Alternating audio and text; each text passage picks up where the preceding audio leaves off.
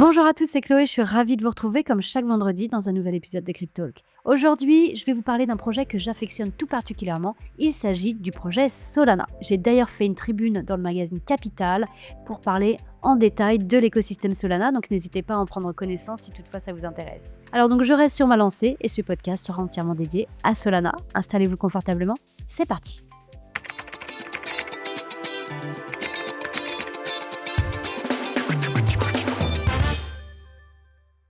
Alors longtemps présenté comme l'Ethereum Killer, Solana a connu une ascension fulgurante avant de marquer un petit temps de pause. Sous les 160 $ avec une capitalisation d'environ 86 milliards, Solana n'en reste pas moins un mastodonte, mais il est vrai que l'écosystème crypto semble revenir à plus de réalisme. Alors on va voir ensemble si Solana est en train de s'essouffler ou si Solana est simplement à une sorte d'étape avant une nouvelle accélération. Allez, on voit tout ça ensemble, on décortique. Mais pour commencer, on va revenir sur la success story de Solana. Parce que Solana, c'est l'histoire d'une révolution technologique. Une révolution technologique qui a été fondée en 2017 par Anatoly Yakovenko et Raj Gokhale, et la blockchain part d'un constat simple: Ethereum est bien trop lent. Et leur réponse face à ça, le Proof of History. Une technologie d'horodatage qui permet de classer les transactions avant même leur validation. Résultat des courses, jusqu'à 65 000 transactions par seconde, des frais quasi nuls et une fluidité inégalée dans l'écosystème blockchain. Cette promesse de vitesse et de scalabilité attire très vite le monde de la DeFi, donc de la finance décentralisée, le monde des NFT et un tas de projets Web3. Donc Solana devient rapidement le terrain de jeu des développeurs, mais aussi des investisseurs qui sont à la recherche d'innovation. Alors rappelez-vous, en 2021, Solana marque une explosion totale. Le token de Solana, qu'on appelle le SOL, S-O-L, passe de quelques dollars à plus de 250 $. C'est l'effet mode des NFT, l'essor des wallets comme Phantom et le succès de Magic Eden qui propulse Solana dans une hype mondiale. Plus récemment, la blockchain devient la maison des memecoins, avec notamment Bank, WIF ou encore Popcat, qui explosent et qui dopent l'activité on-chain. Mais à partir de 2022, le marché change de ton. La chute généralisée des cryptos, combinée à plusieurs pannes du réseau Solana, refroidit les investisseurs. Aujourd'hui encore, le prix repasse sous les 160 $. Le marché est plus prudent.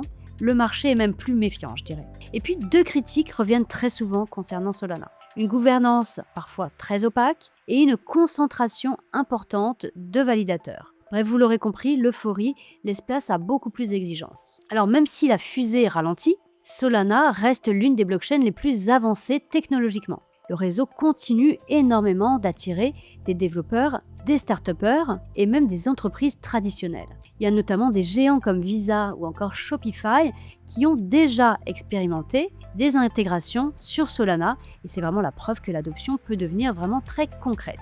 Donc la fondation Solana, elle continue d'animer l'écosystème avec des programmes de financement et des soutiens actifs aux projets émergents. Et surtout, la communauté Solana. La communauté Solana est très active, elle est très créative et elle est surtout très engagée dans le Web3. Et dans la crypto, sachez que la technologie compte, mais la communauté, c'est vraiment le carburant. Alors les grands défis de Solana vont être la stabilité et la régulation.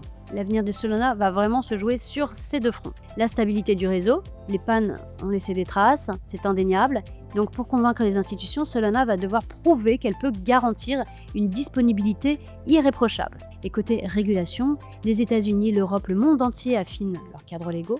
Les blockchains vont devoir être plus transparentes, améliorer leur gouvernance et s'adapter à des exigences beaucoup plus strictes. Donc le vrai danger, ce n'est pas la régulation en elle-même, mais c'est le manque de préparation face à ce nouveau cadre. Donc pour terminer, je dirais que Solana ne chute pas. Je pense qu'elle prend une bouffée d'oxygène avant de mieux repartir. Solana reste malgré tout l'un des écosystèmes les plus prometteurs de la blockchain moderne.